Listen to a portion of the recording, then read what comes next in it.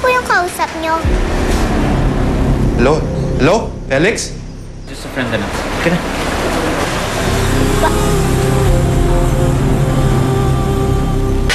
Ami,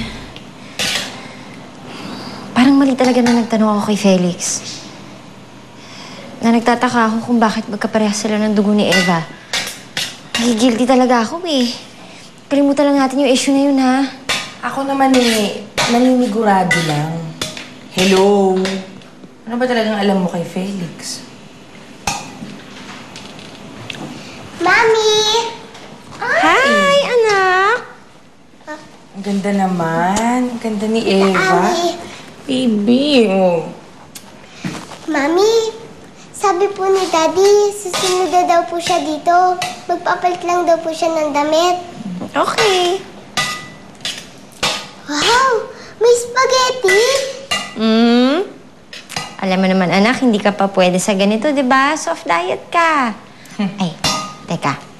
Pero alam ko kung anong para sa'yo. Ano kaya yan?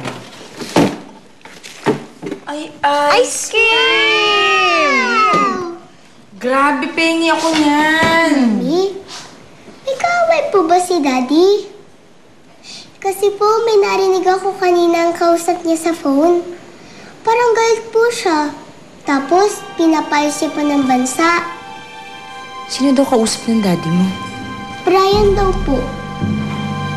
Brian? Sigurado kang Brian yung pangalan ng kausap ng daddy mo. Po.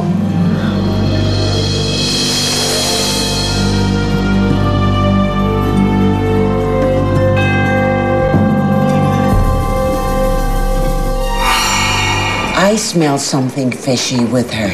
Sabi mo nga sa akin, may lalaki ba ang asawa mo? Sana lang talaga mali yung iniisip ko tungkol sa'yo. Kasi ang dami ng pinagdaanan ng kaibigan ko. Ayoko nung sa huli, mukha na naman siyang tanga at kawawa. Is that Rebecca's car? Meron kasi mga bagay sa nakaraan ko na hindi mo alam eh. Mga bagay na kinakatakot ko na kailangan ko sabihin sa'yo. Tama nga ang hinala ko. May lalaki ka at binabahay mo pa. Paano mo nakilala itong Brian?